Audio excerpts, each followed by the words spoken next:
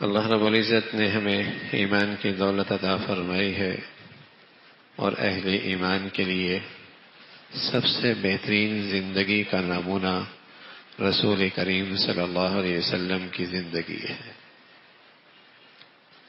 کامیاب انسان دنیا آخرت کے لحاظ سے اور زندگی کے ہر شعبے میں، ہر پہلو میں کامیاب انسان، ایمان والوں کا عقیدہ ہے وہ محمد الرسول اللہ۔ کوئی اپنی نجی زندگی سنوارنا چاہتا ہے، کوئی اپنی قومی زندگی سنوارنا چاہتا ہے، تو اس کے لیے بہترین آئیڈیل اور بہترین نمونہ محمد الرسول اللہ کی زندگی۔ کوئی آدمی اپنی ازواج زندگی خوبصورت بنانا چاہتا ہے، کوئی آدمی اپنی خاندانی زندگی بڑھیا کرنا چاہتا ہے، کوئی آدمی اپنی انفرادی زندگی کامیاب بنانا چاہتا ہے، تو اس کے لیے بہترین تصویر زندگی کی رسول کریم صلی اللہ علیہ وسلم کی زندگی۔ یہ ایمان والوں کے ہاں ہے۔ اگر واقعی ایمان والا صاحب ایمان ہے اور اس نے یہ کلمہ پڑھا ہے لا الہ الا اللہ محمد الرسول اللہ، تو محمد الرسول اللہ کے اندر اس نے اقرار کیا ہے، اعتراف کیا ہے، ایمان لایا ہے کہ دنیا کی سب سے کامیاب زندگی اگر ہے تو وہ محمد الرسول اللہ۔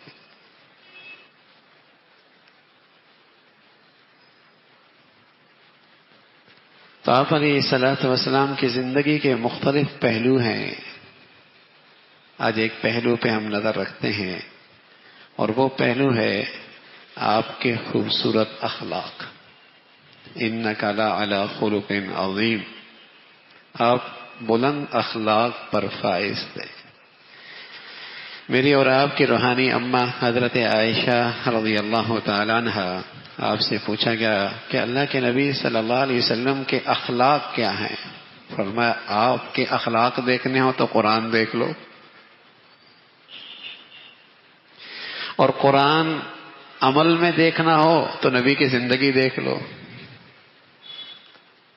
نبی کی زندگی الفاظ میں دیکھنی ہو، اخلاق الفاظ میں دیکھنے ہو تو قرآن دیکھ لو، چلتی پھرتی زندگی دیکھنی ہو قرآن کی تو اللہ کے نبی کی زندگی دیکھ دو۔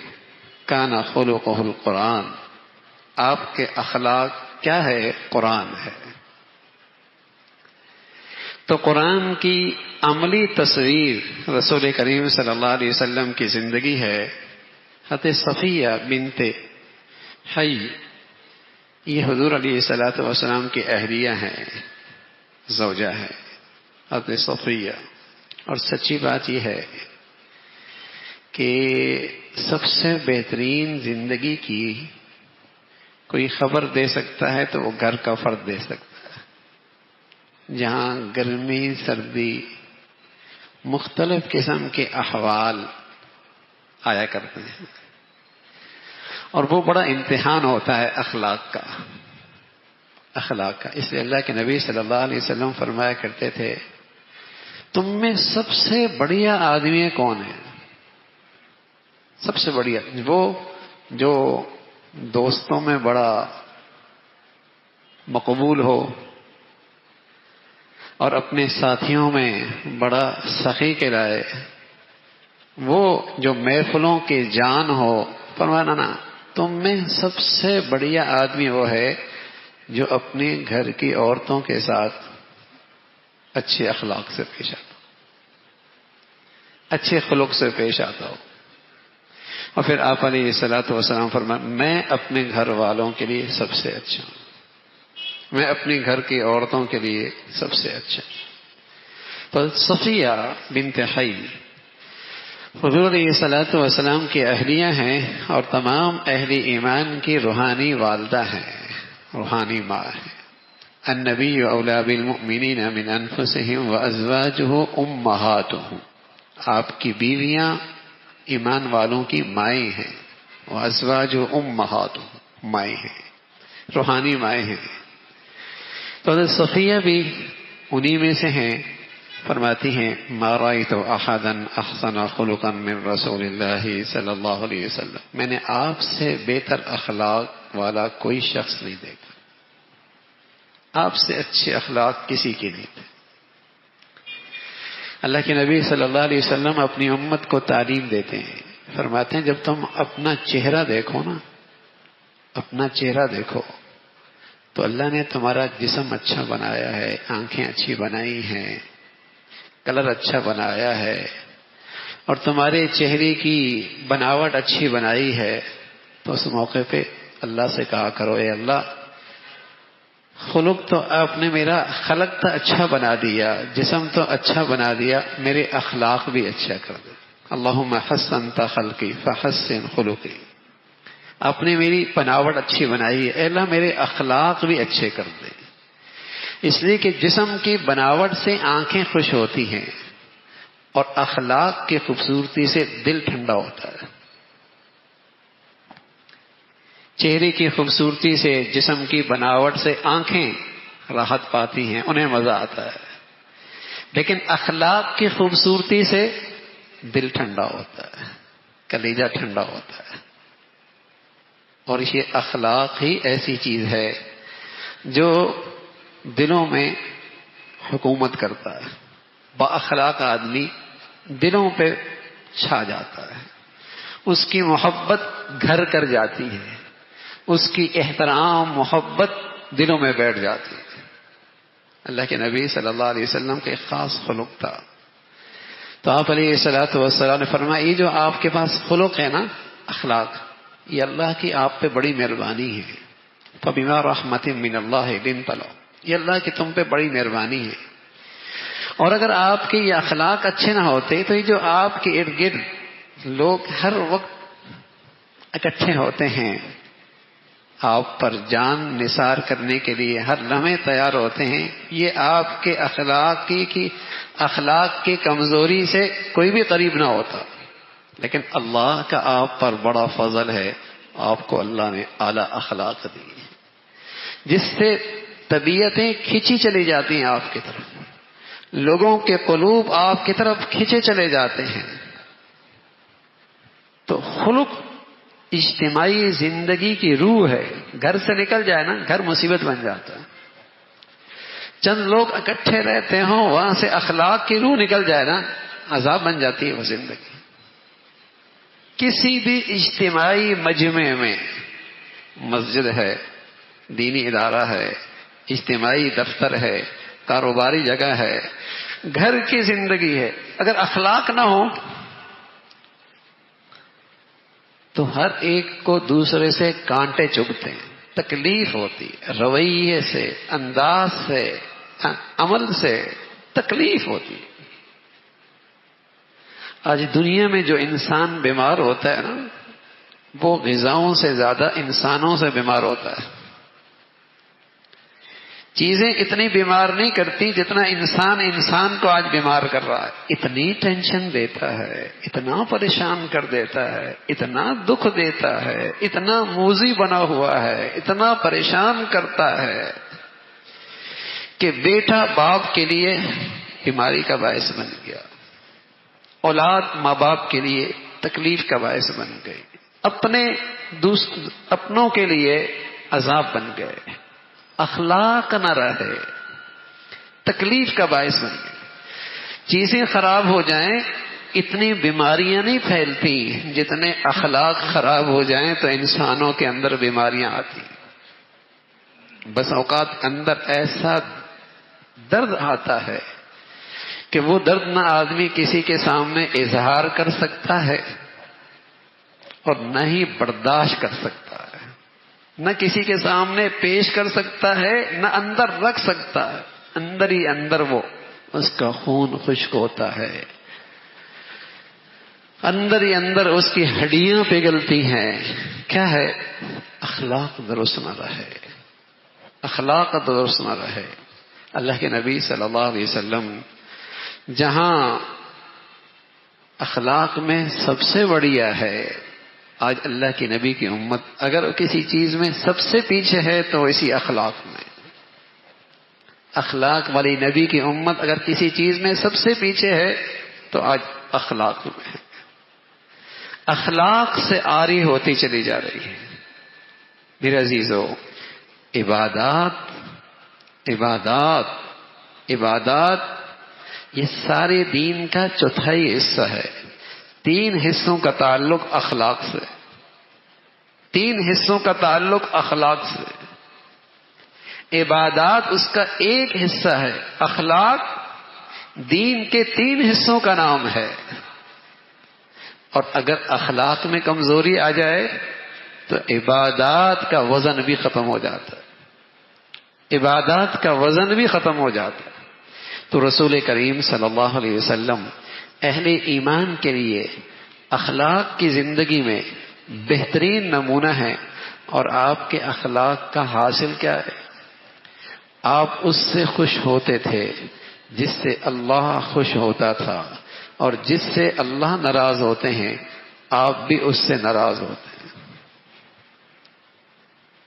وقت بدلنے کے ساتھ اخلاق کا معیار بھی بدل جاتا ہے. تو ہم نے اخلاق کا معیار وہی رکھنا ہے جو اللہ کے نبی نے بتایا ہے. وقت کے ساتھ ساتھ اخلاق کے پیمانے بھی بدل جاتے ہیں. جیسے اللہ کے نبی نے بتایا ایک وقت آئے گا برائی اچھائی ہو جائے گی، اچھائی برائی ہو جائے گی.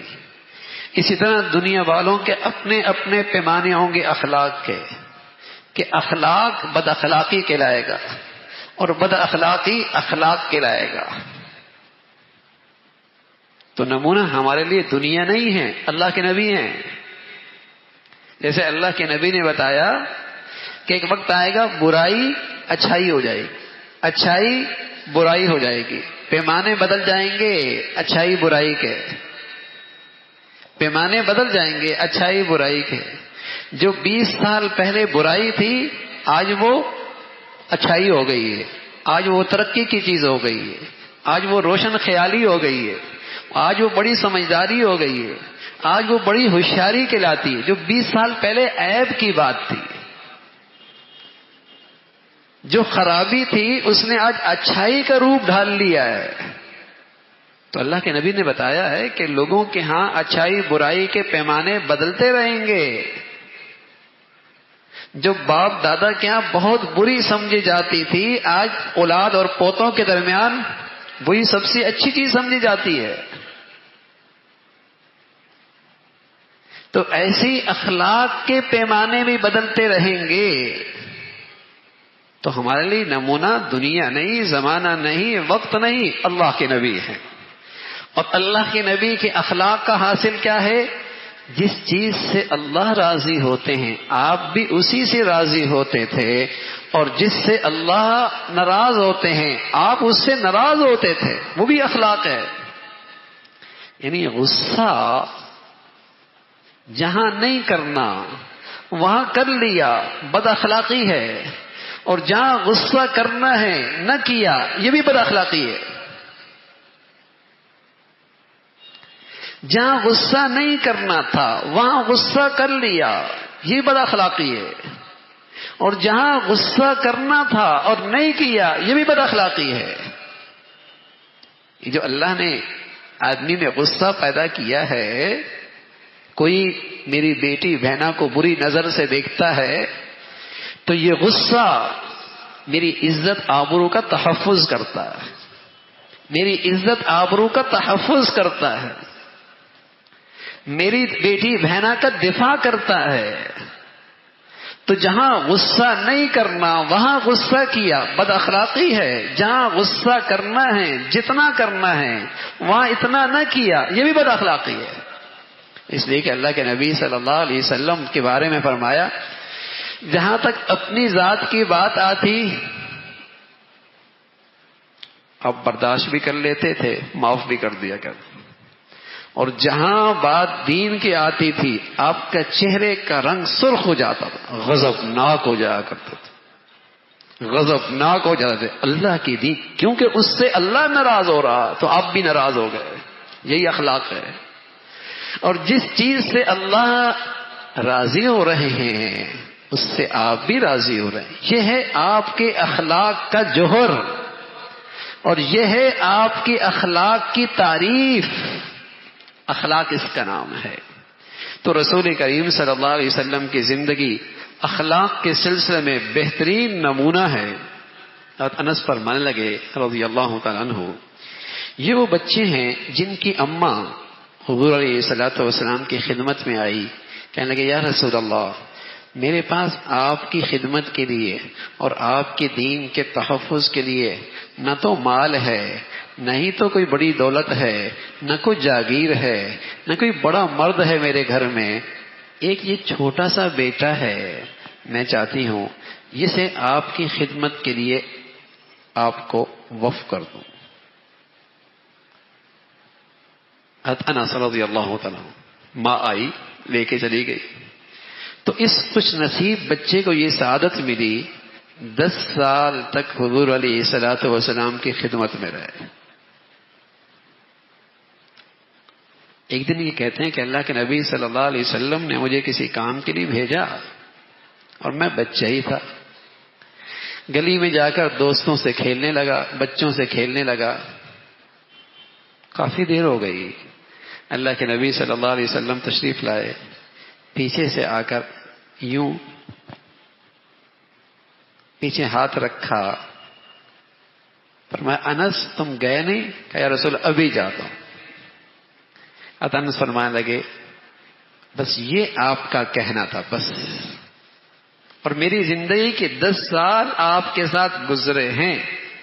اللہ ہمیں اپنے نبی کے اخلاق کا کچھ حصہ نصیب فرما دے، کچھ حصہ نصیب فرما دے. یقین جانیے آدمی کو محبوبیت ملتی ہے، مقبولیت ملتی ہے، اور آدمی کی زندگی میں سبحان اللہ الفت اور محبتیں کھینچی ہوئی آتی ہیں. وہ اخلاق آ جائیں، وہ اخلاق آ جائیں جس سے محبوبیت ملتی ہے، جس سے محبتیں اور الفتیں پھیلتی ہیں. کچھ حصہ بھی مل جائے اس کے اندر بڑی طاقت ہے. تو رسول کریم صلی اللہ علیہ وسلم کا ایک بہت اعلیٰ زندگی کا پہلو ہے، وہ اچھے اخلاق ہیں. اچھے اخلاق ہیں. آپ علیہ الصلوۃ والسلام کے اخلاق کا پورا خلاصہ 3 چیزوں میں ہے. 3 چیزوں میں فرمایا کرتے تھے صل من قطعک واعف عمن ظلمک واعط من حرمک. صل من قطعک واعف عمن ظلمک واعط من حرمک. جو تم سے جوڑے توڑے تم اس سے بھی جوڑو.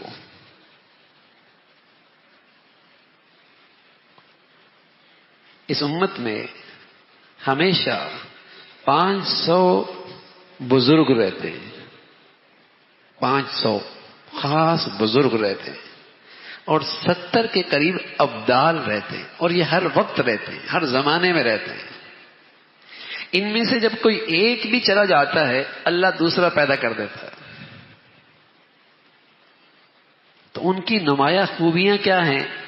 تو لکھا ان کی نمایاں خوبی یہ ہیں، کوئی زیادتی کرتا ہے نا معاف کر دیتے ہیں، جو ان کا حق ادا نہیں کرتا نا یہ ان کے ساتھ بھی احسان کرتے ہیں، اور جو اللہ نے انہیں دیا ہوتا ہے اس سے مخلوق خدا کی خیرخواہی کرتے ہیں.